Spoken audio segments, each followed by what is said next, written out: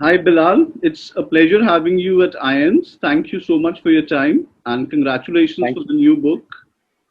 So, thank you, Sukant sir. Good to talk to you. and tell me, so how was Phoenix, your new book, after the very successful The Bard of Blood conceived? Actually, it's something I planned to write back, I think, in late 2017 or early 2018, but I was very busy working on Bard, the show. Right. Uh, and as soon as that kind of got done, I thought, let me get back to this original idea I had of writing a spy thriller, but not set in the same world as Bard actually was, which was a little more, Afghanistan, Balochistan, that side of things. Yeah. Uh, I chose. It's usually when I set out to write something, I try to find a unique backdrop or at least something unique in terms of setting Hmm. or maybe an incident that could serve as a good thought starter for the for the book. So for this one, I thought of bioterrorism because it wasn't explored much yet in an Indian Okay. context of. This was back in 2018, early 2019, without having Completely any sure. clue that something. Yeah. Yeah, in fact, I remember a note coming in from the publisher where one of the scenarios in the book seemed pretty far-fetched. Okay. Uh, and that's what they pointed out, saying that, it seems a little too large a leap of faith. But now the times we're living in is actually even Yeah. crazier than what the book has. Ah, So it was. So I think it was the idea of having a spy fiction novel with a new protagonist, kind of undertaking a mission to stop a bioweapon attack. yeah. And that's just the crux of it. Obviously, there are a lot of twists and turns and how things happen. Does it happen or not? The attack. There are a bunch of surprises in store. But I think that was more or less the starting point of the book. Hmm. Hmm. So, what is it about spy thrillers that fascinate you so much? I mean, this genre. It's not been explored much in this country. I actually love the genre in general. I've been reading it from a very young age. Okay. It's just that I'm a fan of the genre, which made me kind of, step into the direction of writing it. Hmm. I assisted Hussein Zaidi very early on in Hmm. like when I was 18 or something in college. Okay. And he was writing at that point a book called Mumbai Avengers, Yeah. which eventually became this film called Phantom. Right. Uh, and that was a spy fiction book. And I think it was one of his first few fiction books. Hmm. So on that, I kind of realized that this is my chance to actually write a bit of spy fiction just to kind of show him my work. Hmm. And I wrote an initial version of Bard, like 3 or 4 chapters, initial chapters at that point, and I'd shown it to him because I was just a fan of the genre. There's like obviously Ian Fleming, John Le Carre, Yeah. Daniel Silva, Frederick Fawcett, so many of these. I just spent a lot of time as a kid reading those books and then eventually realized that the Hmm. Indian market per se didn't have an interesting enough spy fiction line of books. So I'm sure there are some, and maybe I missed them, but at least at that point when I started reading out, there weren't many. So I thought, let's just give it a shot. Hmm. And honestly, it started off as something I tried to do for myself, just write for fun. I didn't know at that point it'll actually materialize into a published book when I Okay. was like 19 or something, 18 Okay. or 19. So, Huh. so yeah, that's more or less. I mean, there's no like greater journey into that than just being Hmm. a fan of that sort of fiction. Right. And then when it went on to become major series on an OTT platform, so how do you see that? Did you enjoy the whole process? Oh, it was extremely, I mean, it was so educating and it was such a great experience because obviously it's like a leading OTT platform in the world Yeah. and they've picked my book up Hmm. to kind of adapt. So it was obviously like overwhelming and great experience because it just taught me the different kinds of formats that exist to tell a story. So writing a book is extremely personal in a way, but Hmm. writing a show is that much more collaborative. There's so Right. many more factors that go into it Hmm. than go into a book, and it was a different journey altogether, very different experience in a way to Hmm. tell the same story. Okay. So yeah, that was quite a learning experience. Hmm. Hmm.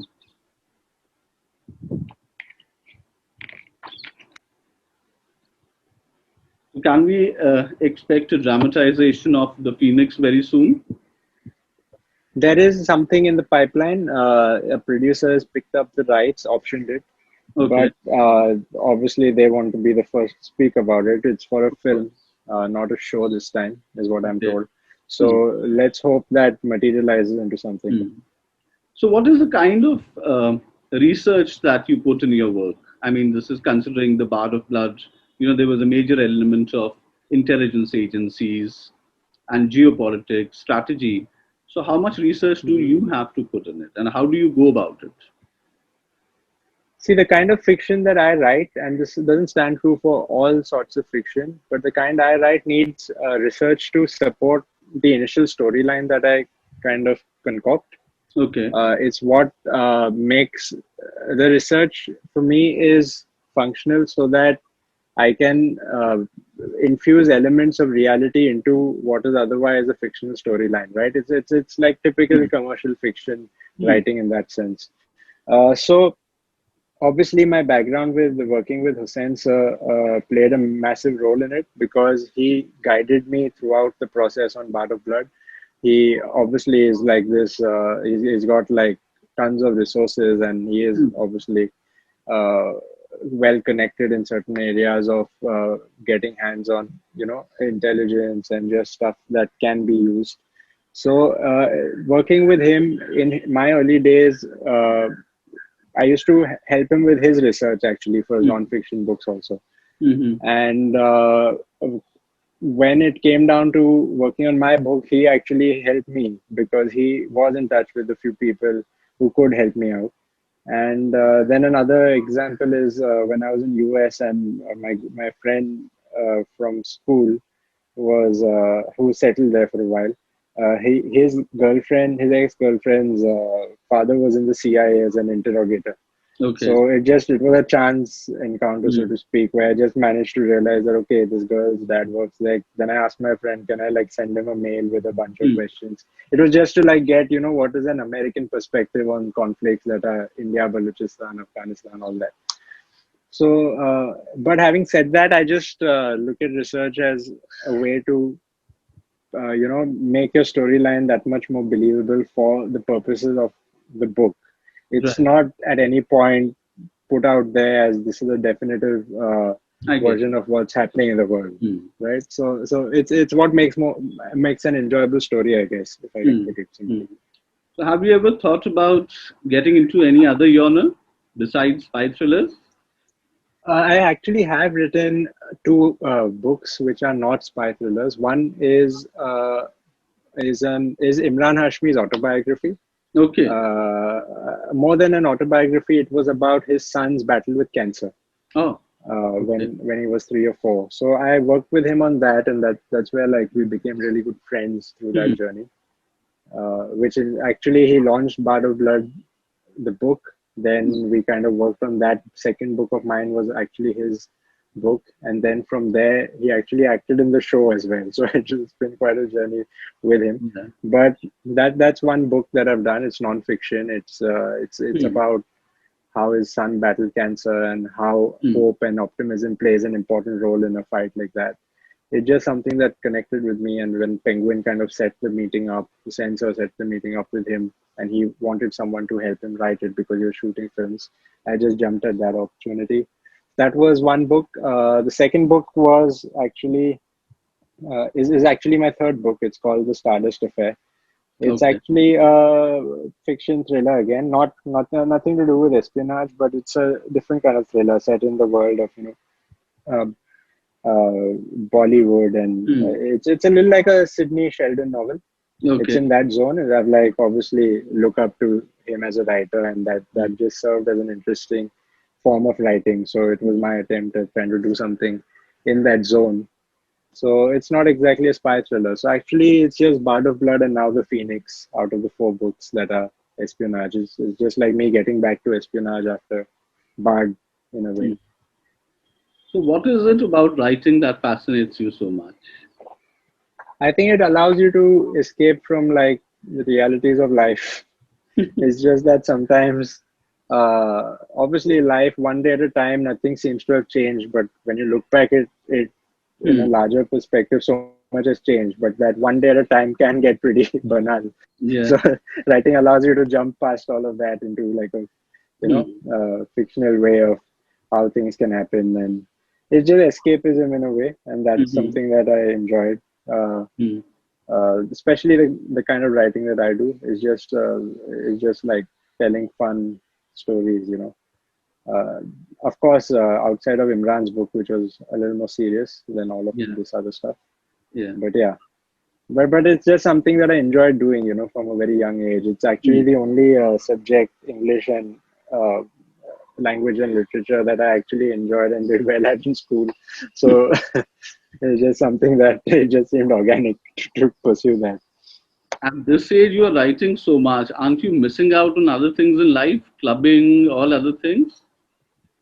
Well, actually, I've never been that kind of a person. Hmm. I mean, I do hang out occasionally. It's not like a clubbing kind of a scene. It's Hmm. just four, five of us getting together, someone's house, and eating and chilling and stuff. It's not, but I don't miss out on it. It's definitely not that, and Hmm. definitely now with quarantine, everyone's missing out Yeah. of it. So now the joke's on them in a way. They're living what I always lived. True. It's not tough for me in that sense. Uh, and what's next for you after the Phoenix? I'm actually developing a couple of shows. For television? Is like for yes, OTT. Just working on them. Early days right now, hoping they get picked up, stuff Hmm. like that. But just trying to do something in a genre that is now not a spy thriller, but one is one of them is like this slice of life friendship story between like a 25-year-old and a 40-year-old man, and set in the world of publishing. So Okay. it's like a fun Hmm. coming of age drama in a way. Hmm. So that I think is like a unique idea, and I'm working on that. Hmm. And I know I'm just trying to use this time productively, because now there's so much of it on our hands, and Hmm. if we sit free, you can just end up, uh, like getting stuck in a rut of not doing anything at all. So with this quarantine business, so it's just I don't know how long this is going to be. Yeah. Frankly, Yeah. it looks like And it's here to stay for a while. can we So expect it's a wise to film? use it writing. Can we expect a film script from you? Yes, actually, I have worked on a couple. They got this close to materializing, and then like films, it's a very like business that depends on several other factors, actors and availability and stuff like that. So Right. one of them fell apart. Hmm. But yes, I'm working actually on a film script also right now, which is with an OTT. It's kind of Hmm. signed and locked, and hopefully that goes well. Hmm. It's like it's a horror film. Okay. I'm just trying to like move away from spy stuff for a while, then get back to it again when I have something Hmm. new to say. And hopefully, until then, the book does well. Hmm. So that's like my Okay. goal. But the film is more of a collaborative experience as compared to writing Extremely, a book. So, how has it been extremely. for you? Film shows. Yeah. Writing on screen is an extremely different ball game. It's a different ball game altogether, solely because of the number of people involved. There's a Hmm. producer who's obviously attached to it, and because he's paid that much money, he is going to have a say in Yeah. what happens. Hmm. Sometimes it's good, sometimes it may not make sense, but now you have to like go with it. Hmm. There's a director who's eventually going to translate what you've written into its visual form. He will have feedback. Hmm. Actors have feedback. So Hmm. it's that much more collaborative. It's not as simple as writing a book, which is also not too simple, but it's simpler than writing a show or a film, because Hmm. it's still a little more solitary. You are telling your story unfiltered, Hmm. right? And then there's an editor who is most of the times going to give into what you have to say. With Exactly. films, it may not always be that way. If you want to see your film materialize, there are compromises to be made along the way. Hmm. But it's also a very rewarding medium, and it's obviously it's something that great medium, and those who've broken in are really reaping the benefits. It's been lovely talking to you, Bilal. Thank you so much Thank for you your so much, sir. time, Thank you. and great luck for Thank the you for your prelims. time. Thank Hope you. to see, Thank you so hope to much. see it on screen soon too. I hope so too. Thank you. Thank Take you. good Good talking care. to you, sir. Thank you. Bye.